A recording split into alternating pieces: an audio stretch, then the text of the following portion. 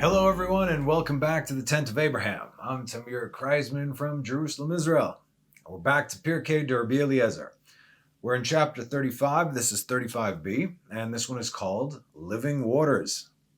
Hallelu et Adonai kol goyim, shabechu kol haomim, ki gavar alenu chasdo ve'emet Adonai le'olam. Hallelujah.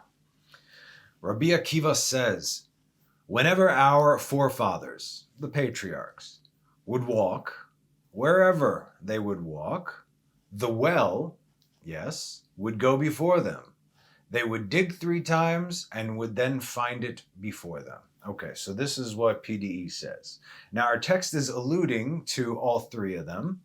As first we can see Abraham, and then we'll see Isaac and Jacob, obviously. And we can see this at the end, starting with Abraham, at the end of Parashat Vayera, Genesis 21:25, where it says, and Abraham contended with Avimelech about the well of water that the servants of Avimelech had forcibly seized. In other words, Abraham dug a well, they stole the well.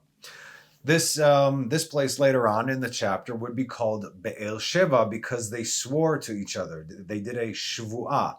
Therefore, the name of the place of that place, Beersheva, he named that place Beersheva, for there they both swore. In English, this makes no sense. Listen to it in Hebrew. Al ken kara lamakom mahu Beersheva, not even Beersheva, Beersheva, ki sham nishbeu shteihem. Sheva is 7. Shava, right, comes from shvu'ah, which means to promise, to make an oath. Nishba, swear. Okay, so that's why when Abraham called it Beersheva, it's because they swore an oath. This is different than Isaac. We'll see that.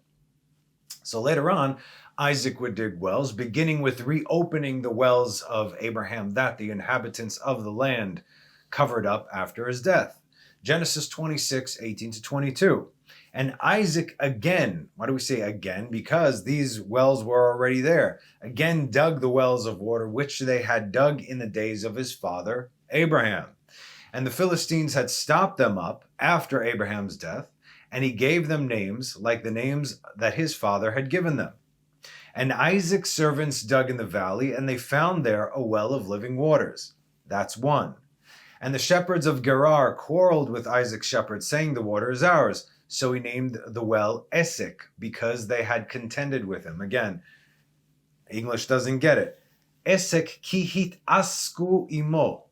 They messed with him. Okay, la'asok iti. Okay, so that's 1. Now, the second well. And they dug another well, and they quarreled about it also. And he named it Sitna. 2 comes from Satan, right? What is Satan comes from the word lehastin. What is lehastin? To accuse. Okay, so that was 2 so far. And he moved away from there and he dug another well. It's 3, right? And they did not quarrel over it, so he named it Rechovot. Rechov is streets, or streets. And he said, for now the Lord has made room for us and we will be fruitful in the land. So that is 3. And so Rechovot comes from the word specifically here, leharchiv, to widen. Okay? Vayomer ki ata hirchiv Adonai lanu uparinu ba'aretz. God, the Lord God, widened our territory, and so we are now able to be fruitful in the land. Hebrew is beautiful. Every word makes sense. Our text says, and Isaac dug in the earth 3 times and found it, this particular well we're talking about, before him.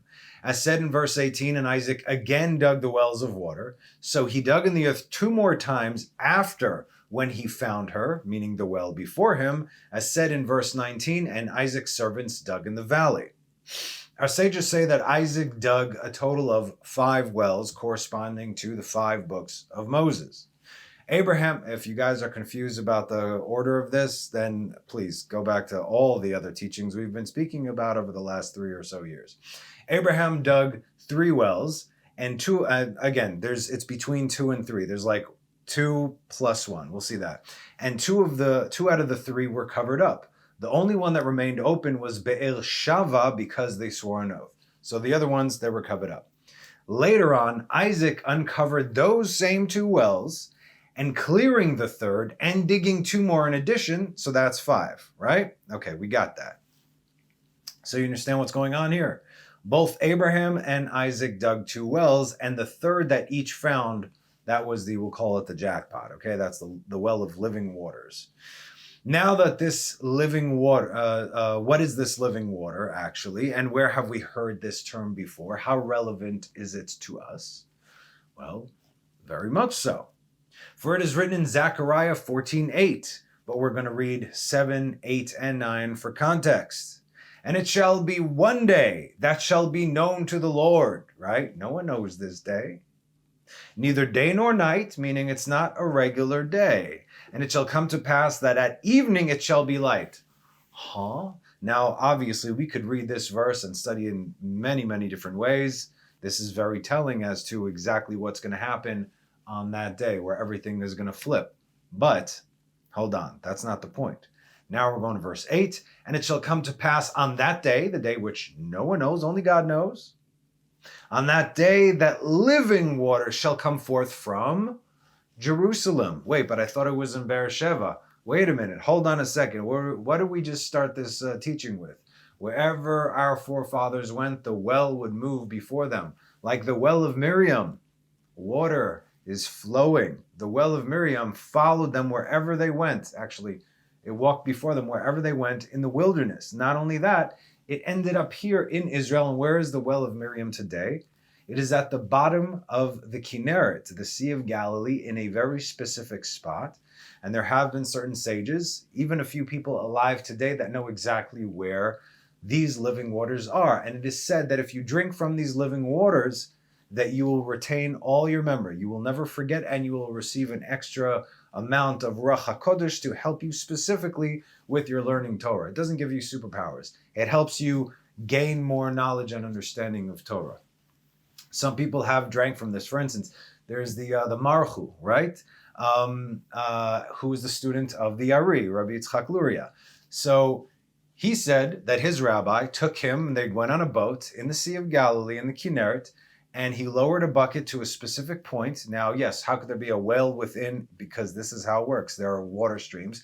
Lowered the bucket into a specific point, brought it up. He says, drink this. He blessed it. He drank it. And from that moment, all of a sudden, his mind just opened up, and he started retaining all this information and gaining all this information.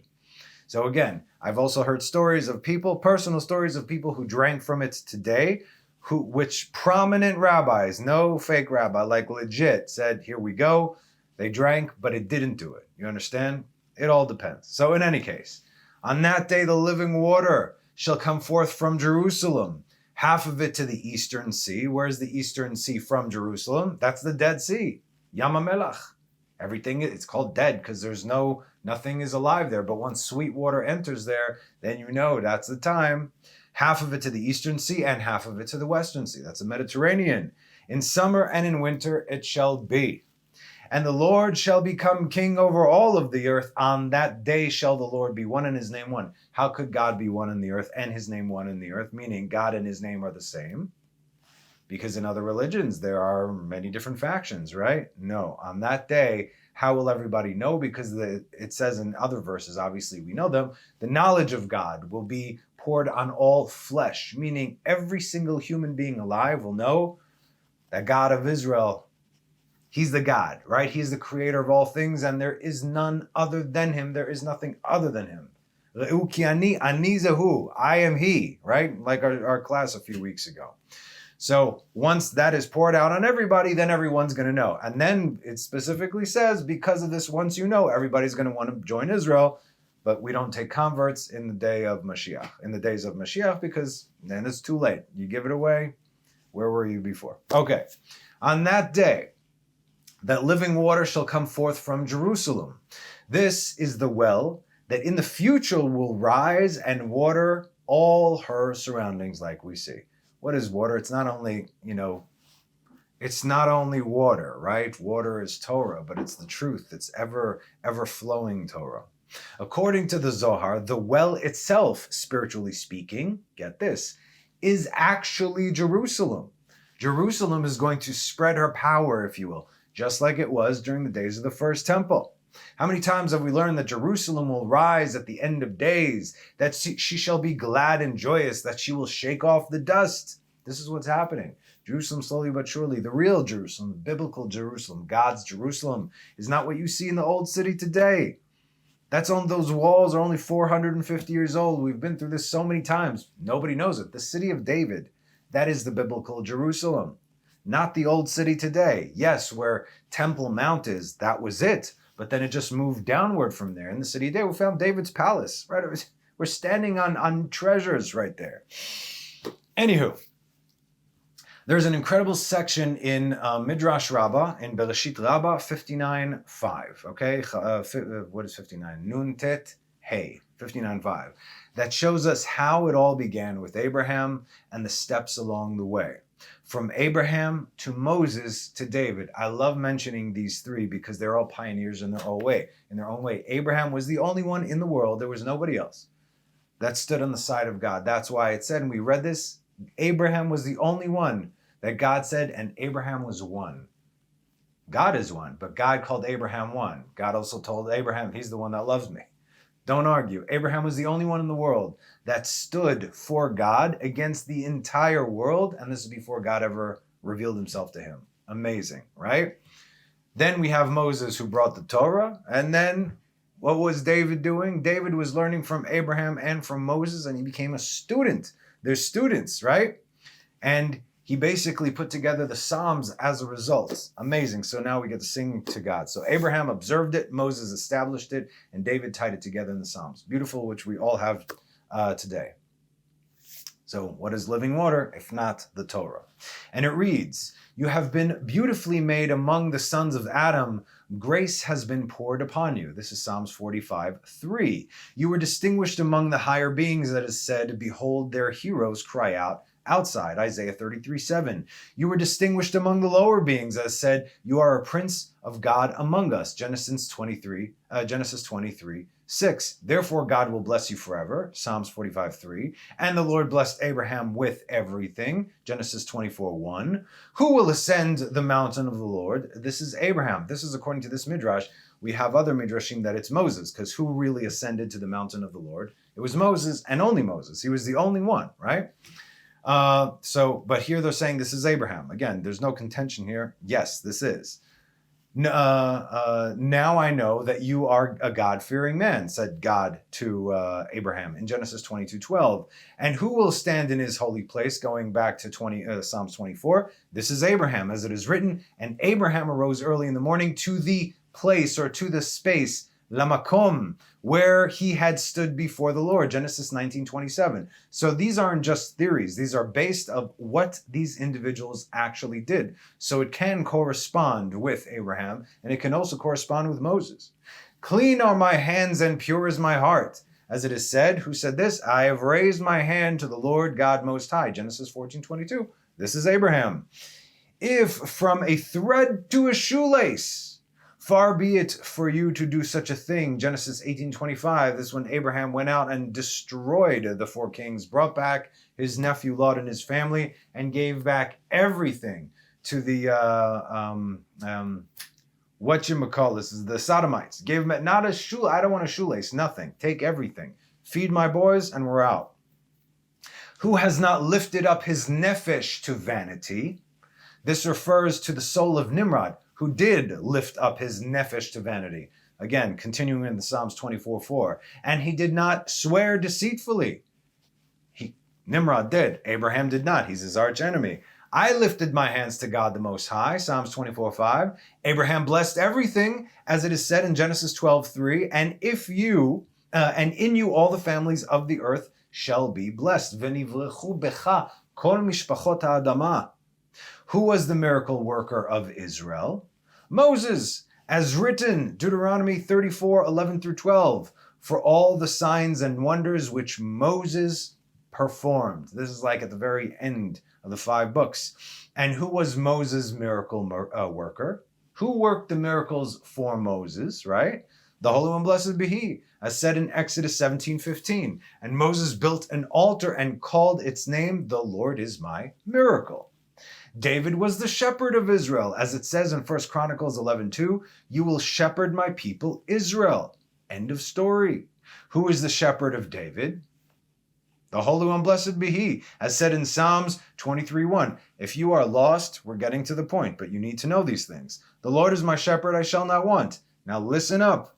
What do we say that? What is Jerusalem, right? Jerusalem, the flowing waters, it is Jerusalem. Jerusalem is the eternal light, as it is said in Isaiah 60, verse 3, and nations shall walk by your light. Who is the light of Jerusalem? The Holy One, blessed be He, as is written in Isaiah 60, verse 19, and the Lord shall be your everlasting light, meaning for Jerusalem. Now, God can do all things, but He chooses His people carefully to exact His will. He doesn't need anybody, but He wants this and this and this and this and this and this, that we're all connected together. But you will notice God never chooses anyone who does not choose Him. They all chose God beforehand. Now back to our well. Pirkei de Rabbi Eliezer continues. And since they found it, the well, 7 times, Sheva, they called it Shiv'ah, as said in Genesis 26:33, and He named it Shiv'ah, Vaikra ota Shiv'ah. Therefore, the city is named Be'er Sheva ad hayom hazeh, until this very day.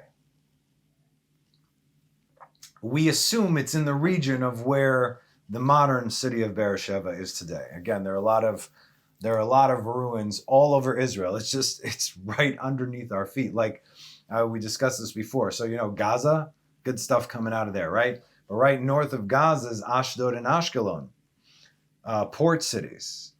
These are Jewish cities. And yet in the times of the Philistines, Gaza, Ashdod, and Ashkelon were Philistine cities, and they still currently today have remnants of Philistine temples over there. The kind of idolatry that went down there, the disgusting paganism that went down over there. And the fact that Jews either don't know or don't care about this and choose to live there today, come on, man. I mean, seriously. All right, anyway. So, we continue. They called it Shiv'ah because Beersheba, the 7 wells. Abraham dug 2 wells, Isaac dug 5 wells. That's our 7. However, we said in the beginning that each of the patriarchs had dug 3 wells, right? If you've been paying attention, good. And only on the 3rd did they find the one, and we didn't even get to Jacob yet. Our commentators have come to a unanimous decision, surprise, surprise, I mean, it is surprising, right? On how many wells were dug by who. But the general understanding, according to the simple text, according to the Pshat, is that Abraham dug more than 1, meaning a minimum of 2, and Isaac dug up 5. Beersheba was called by its name not because of the Shiv'ah Be'erot, the 7 wells, since there weren't 7 wells at that point, but because of the Shvu'ah, right? The oath with Abraham, meaning that there was a place called Be'er Sheva where Abraham swore, but that is not the same place as the city of Be'er Sheva, where a total of 7 wells, Shiv'ah Be'erot, were dug up by Isaac.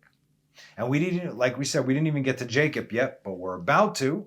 And now that you have the info regarding the differences between the Shiv'ah and Shvu'ah, the 7 and the oath, get a load of this. Jacob was 77 years old when he left his father's house. Shiv'im v'sheva in Hebrew, 77 in Hebrew is Shiv'im v'sheva. We're talking about Shvu'ah, Shiv'ah, and now next thing coming into 77. Now, was he? Because Jacob left twice. It says he was 77 and left his father's house. Let's see. When did he leave? At the end of Genesis 27, after Isaac blessed Jacob for the first time, right, with the switcheroo, when he dressed as his brother, Jacob was how old? He was 63 years old. Verses 43 to 45 in Genesis 27 reads, "And now, my son, hearken to my voice. Arise and flee to my brother Laban to Haran." Who's telling him this? Rivka, right? Because it was told to her, yo, Esav wants to kill you. You got a book. So now go to Haran. But wait, he's 63. He's not 77 here. "And you shall dwell with him for a few days until your brother's wrath has subsided. Until your brother's rage subsides from you, and he will forget who did what you did to him. And I will send and bring you from there Why should I be bereft of both of you on one day? Lama eshkol gam shnechem. Why shall I grieve? Why shall I mourn both of you in one day? We discussed this before. You see, she knew that they would both be buried on the same day. And if Esav would kill Jacob, he would die too, and vice versa. But then, in the next chapter, in chapter 28, just 2 verses later, we read, meaning chapter 28, verse 1 and 2, and Isaac called Jacob and blessed him, and he commended him, and he said to him, you shall not take a wife of the daughters of Canaan. Arise, go to Padan Aram, to the house of Bethuel, your mother's father, and take yourself from there a wife of the daughters of Lavan, your mother's brother. What happened over here? Seder Olam and the book of Jasher, you could read this. There was a 14-year gap between these 2 verses over here, between these 2 times, when Jacob is blessed by Isaac after the switcheroo. He's 63. All of a sudden, 14 years later, go get a wife from over there. Now you can read later on in the blessings that we learned about last week. And may the Almighty God bless you and make you fruitful and multiply you, and you shall become an assembly of people. And may he give you the blessings of Abraham. Here's those Abrahamic blessings, which this ties everything together. Without this, you got nothing. To you and to your seed with you, that you may inherit the land of your sojournings, which God gave to Abraham.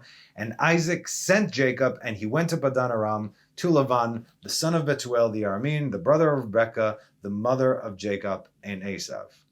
Where was Jacob for 14 years in between these exits? And why are we specifically looking at the 77th year instead of the 63rd year of his life? For those 14 years, he was in the yeshiva of Shem and Ever, Shem, son of Noah. I'm not even sure if he was alive by then. I think at that point when Abraham passed, I think then Shem passed as well. Shem was also he was up there in years. Noah died, he was 800 years old. Noah died when Abraham was 52. So the moment Abraham started moving towards the land of Canaan, even though he didn't make it, that's where Noah was laid to rest. So in any case, but Shem and Ever, Shem, the son of Noah, who was a great tzaddik, he was also known as Malki Tzedek until Abraham took that title from him, passed it to Isaac, passed it to Jacob. We gave classes on this. And Shem's son, one of his many sons, it was Ever. So what was he doing there for 14 years? He was learning Torah, elevating his Nephesh to the point that he was in the prime number of 77 when he received the blessings of Abraham. And because I love you guys, I just want to drop a little hint, okay, to you over here. How old is Israel right now? Okay, Israel is 75 years old, the modern state of Israel. Keep an eye on Israel when she turns in the 77th year, okay?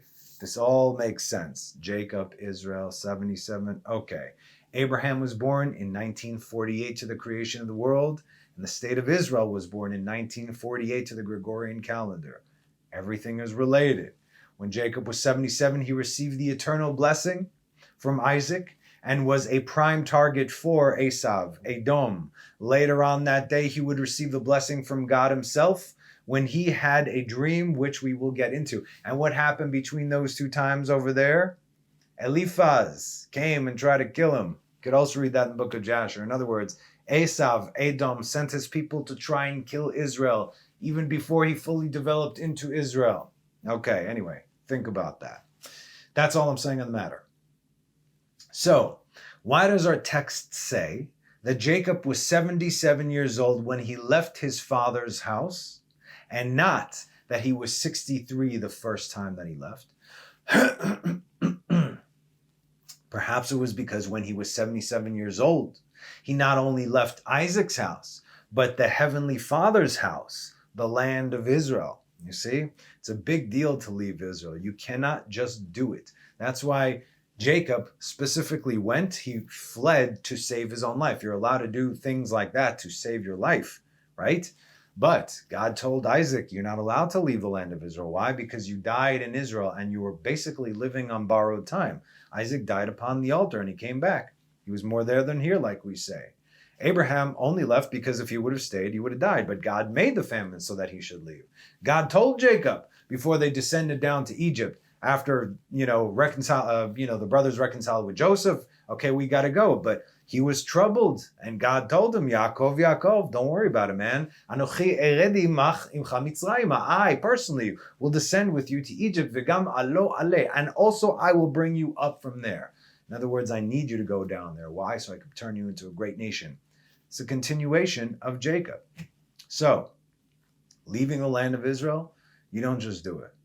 You don't do it for fun. No. There are very specific reasons because there is power here. Like we said, if this is the holy land, and this is the only place that God calls holy, then by default, everything outside of Israel is unholy. If this land is called Adama Torah, pure land, that means everywhere else is impure. Like I said, I would love to give you classes on these things when we finish Pirkei Rabbi Eliezer, God willing. Okay? Anyway, he was leaving the land of his he was leaving his father's house and his father's house, and the well would go before him. So we know that there are water wells, and then there's the water well.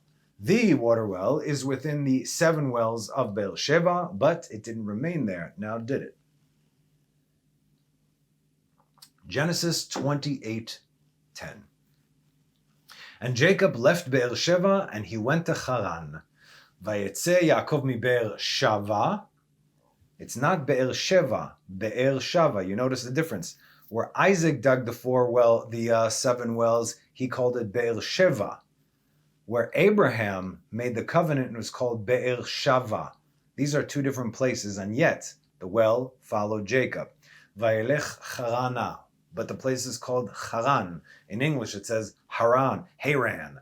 Why is it Haran? Why is it Harana and not Haran? Because we know wherever there is an added hay over there, that God is calling you to that place. That's why we see Harana, God needs you over there. That's why we see Mitzrayima, God needs you there. That's why we see Bavela, Babylon, Bavela, because God sent you over there. God sends you exactly where you need to be. Okay?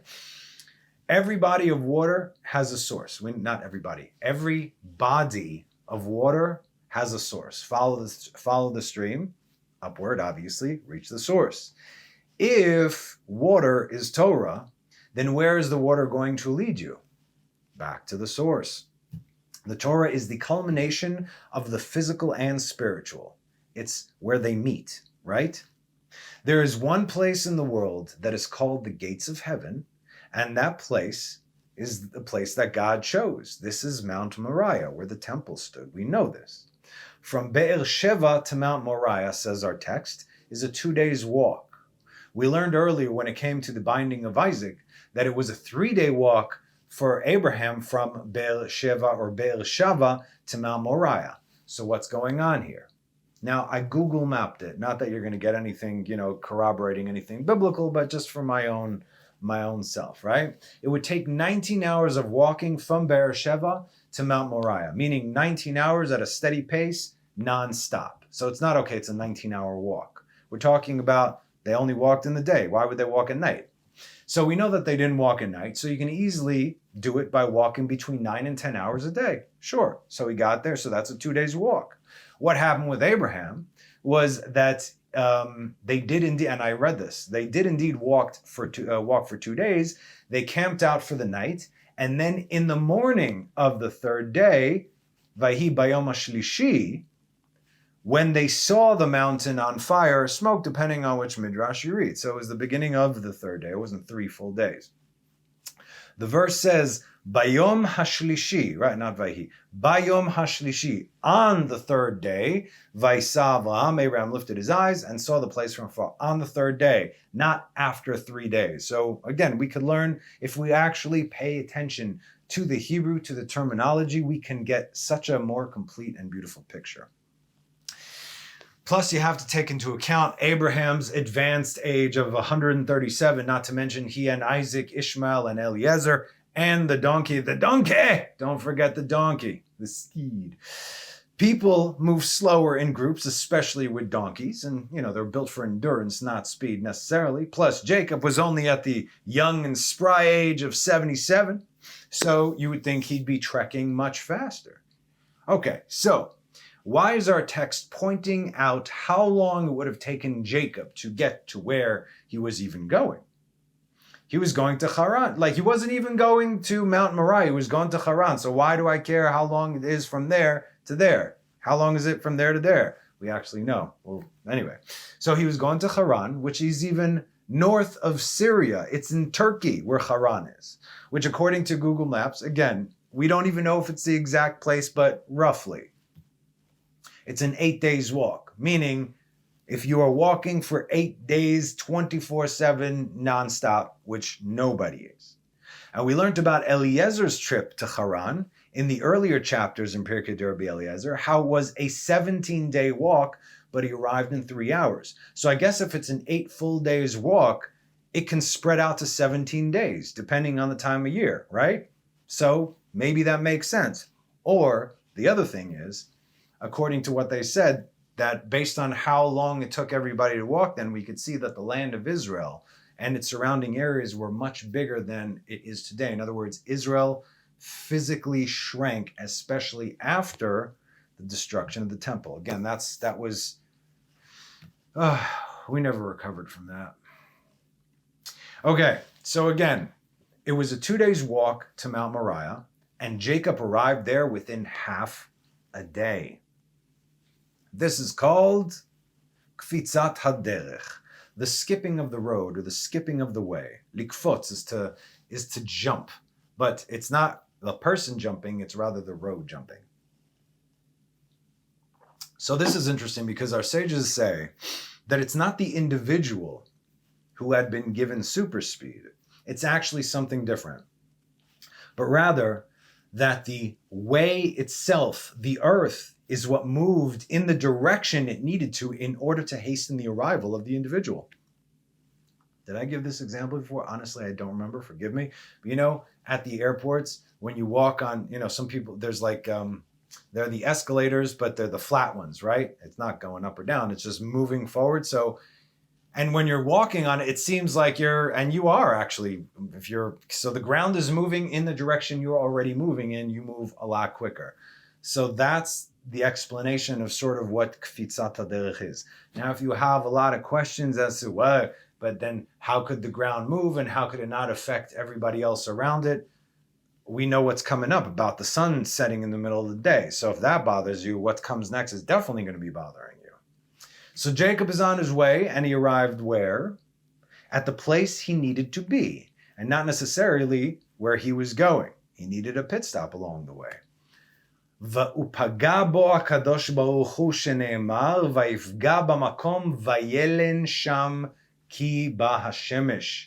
It was the Holy One, blessed be He, who hit him. We've covered this verse before, but it's very important to know again. Va'ifga. What does this mean? To hit somebody or something is called lifgoa, pegi'ah, right? In the army, you shoot, boom, you get your target, pegi'ah, you got it, you hit it. Good. Okay. Bullseye. Bingo. Whatever. Not bingo. Bullseye. I don't know. A terror attack is called pigua. Pgia, lifgoa, pigua. It's all the same thing. I need you to understand our text our verse in text in Genesis 28:11. The translation loses everything. Vayifga b'makom vayelen sham ki ba hashemesh. It says he arrived at the place and lodged there because the sun had set. It literally says he hit the spot, the place, or rather, and this was new to me, and what helped me understand this, that makes so much more sense, is all the things that I've been learning recently and teaching our class on Sundays. Vayifga b'makom. The place is not the place, it is the space. There's context here, okay? Makom means space. Space, not outer space. Space, all space. Now, if you've hung out here before with me, you will know that God is referred to as Hamakom, right? When we give our condolences, we say Hamakom yenachem etchem im shara v'lei Tzion b'Yerushalayim. Hamakom, the space will comfort and console you with the rest of the mourners of Zion and Jerusalem. Who's the space? God. Why? Because he is all the space. He is everything. In Isaiah, what does it say? Meloka, no, that's in Psalms 24. Meloka la'aretz kavodo. We'll see. Actually, getting a little bit ahead of myself. But it says that the glory of God fills all of the space. This is in Isaiah. This I know this. So in any case, because God is literally the space in which we exist, thereby all of the space of reality and everything in it is God, right? By default. Think logically, okay? Psalms 24:1. The land and the fullness there, and again, bad translation. La'Hashem ha'aretz umloah. Ha'aretz could be the land. It could be the earth. It could be the entire planet. Tevel, what is Tevel? Tevel is there's 7 layers of civilizations under earth. The top one, the one that we live on, is called Tevel. We discussed these before, just like there's 7 realms of heaven, there's 7 realms of Gehenom. So where we live today, this is called Tevel. The land and the fullness thereof are the Lord's. Tevel, the world, and those who dwell therein. In other words, everything is God's. It's not only it is God's, but it is of God. God took of himself and made everything, including the space between. And he fills that space. This doesn't stop at what we can see, but all the space throughout everything, it is all God. This is the concept of tzimtzum, reduction or restriction, by which God, stay with me here, took of himself because he is infinite, therefore he is the infinite, and carved out a space and place for us to exist within his infinite reality. So just because God carved out a space doesn't mean that that space that he carved out from himself, which he filled everything, all of everything, it does not mean that that is separate from him, right? Therefore, La'Hashem ha'aretz umloah tevel veyoshvei ba. Everything is God. God fills up everything, all the space, and everyone and everything within that space. It is all God. Okay? Psalms 24:1. Learn about the verse. But this does not take away from God being present everywhere, in everything at all times. Since we just read, he is the fullness of this space as well. So when Jacob hit the space, vayifga bamakom, because the sun had set, he likely stopped to pray the evening prayer, which is ascribed to him, Tfilat Arvit, Tiken Yaakov Avinu. And what happens when we are in the right place at the right time doing the right thing? What happens? Exodus 20, verses 21, 22, right after the 10 commandments, the 10 sayings had been given. Wherever I allow my name to be mentioned, I will come to you and bless you. What is the one place at the end of the day that God allowed his name to be mentioned? Beit HaMikdash. Once there was the temple, there's no other place that God's name will be mentioned. And we know every year on Yom Kippur, the Kohen Gadol, the high priest, would come forth and he would speak God's name. You're not allowed to speak this. He spoke God's name and everyone said, Baruch Shem Kevod Malchuto, Le'olam Va'ed. And when you make for me an altar of stones, we continue in Exodus 20:22. And when you make for me an altar of stones, you shall not build them of hewn stones, lest you wield your sword upon it and desecrate it. This is what God is telling Moses that Israel should do. What did Jacob, i.e. Israel, actually do? While I'm writing these things are hitting me because again, the core of all these teachings is what you can read in Pirkei de Rabbi Eliezer. Like I said, if you want to read Pirkei de Rabbi Eliezer on Sefaria, do it at your own peril. It is horrendous. It's terrible. They stopped trying at some point, or they never started trying. But I'm giving it to you. I'm translating it directly from the Hebrew. Okay? Sometimes they give you verses that don't even exist there. Different names, whatever. They change the whole thing. So the basis, I'm giving you Pirkei de Rabbi Eliezer, but I'm packing on things on top of that to broaden your horizons and to give you more insight and knowledge into Torah so you can put things into context. I'm trying to paint a picture for you. so you can better learn and understand Torah and see how everything is connected. So this is not in Pirkei Rabbi Eliezer, but while I'm putting this together, all of a sudden I'm getting all these things and I'm putting them here for you. That's basically how I do these things with Pirkei Rabbi Eliezer specifically. Okay, so again, God said to Moses to say to Israel, and when you make for me an altar of stones, you shall not build them of hewn stones, lest you will. So we're talking about an altar of stones. Where's the only altar that we care about? Okay, what did Jacob do? And he arrived at the place and he lodged there because the sun had set, and he took some of the stones of the place, of Ne Hamakom, of the stones of Hamakom. He took some of the stones of God. Vaisem mireshotav, he put them around his head. Vaishkav Bamakom hahu, and he laid down, he rested in that place, in that space. Do you see? Are you with me? Okay, good. I hope so. This is good stuff. And what happened when he woke the next morning? Again, we're going to be covering this specifically about the dream and what happened that night next teaching. We're not getting to it in this teaching, little by little. All right? What happened the next morning? And Jacob arose early in the morning and he took the stone that he had placed at his head. I thought it was a bunch of stones. Now it's one stone. Yup. Vaitzok shemen al rosha. And he poured oil on top of it. This is after the dream and the ladder and all that stuff. And he named the place Bet El. What does Bet El literally mean? The house of God. Yes, there is a place today in Israel called Bet El. It's a small religious town. I don't think this is necessarily the same thing, since they're talking about that he actually had kfitzat haderech, a skipping of the way, if you will. Ve'ulam Luz Shema'ir Larishona. Originally, the name of the city was Luz. We know Luz. What is the connection to Luz? Luz, we know there's a Luz bone that is in the back of the neck, that this is what we're going to be resurrected from. Is there a connection? I mean, again, there's no such thing as not a connection, especially when it comes to direct names, but we'll see. Okay, so Jacob reestablished the altar representing the 12 tribes, those 12 stones becoming one, as the 12 stones which he initially took, united and became one beneath his head, in other words, beneath Jacob, Israel, and this is before he was even called Israel, when he woke. So let's get back to, really quickly, to the previous evening before he went to sleep, okay? I'm getting ahead so I can better explain what's coming here.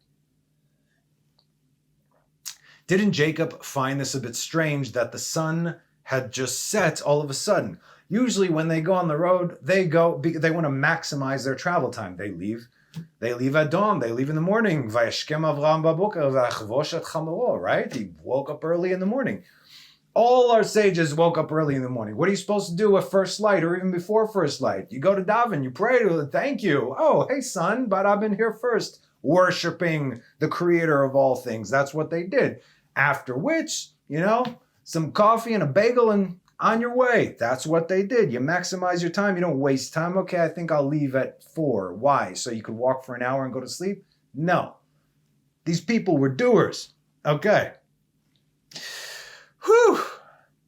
I got to slow down over there. All right, anyway.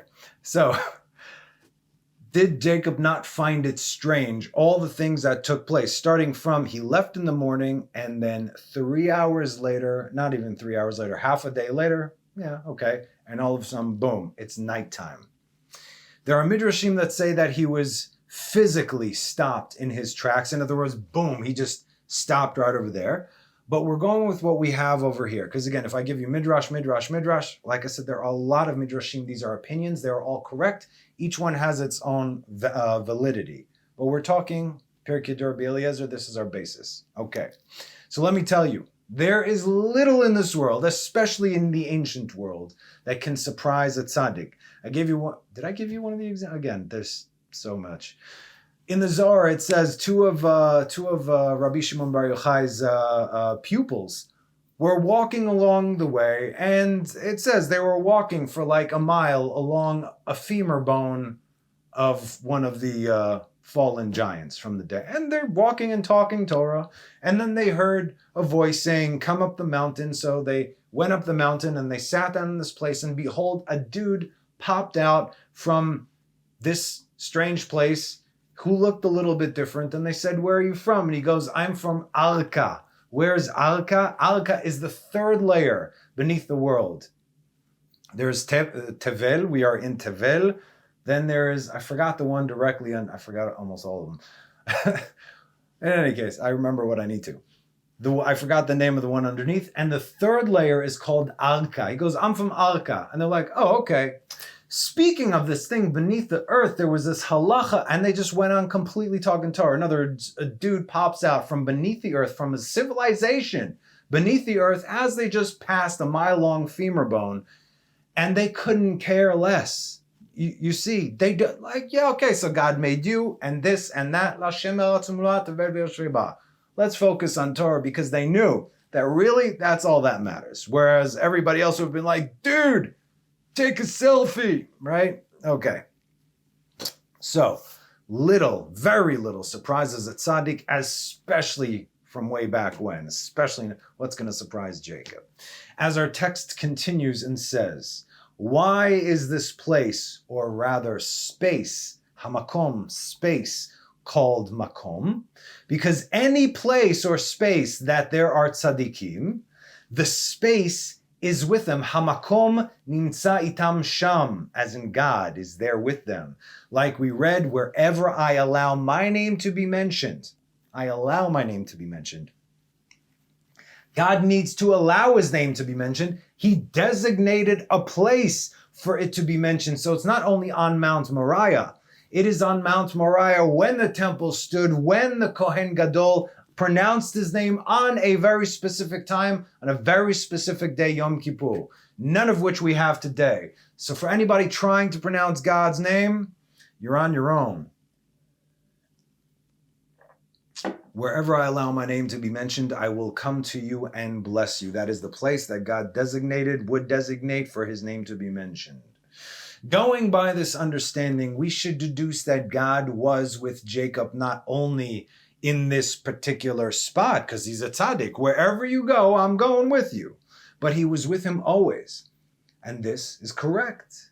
But God wanted Jacob, the tzaddik, the choicest of all the patriarchs, the one who would be called Israel, to pray at that very spot. So God would specifically bless him. When we bless God, we can't, it's not equal at all what we get back. So we're going to stop here today and pick up right where we left off over here next week, God willing. Okay. We have many, many deep concepts to cover, and it's better if we learn them in smaller increments. Okay. I stopped dumping 2-3 hour classes on you because it's so much info. And I also know if I'm listening to somebody and there's a 2 or 3 hour class that's difficult for me, I stop it and I go back. What was he saying before?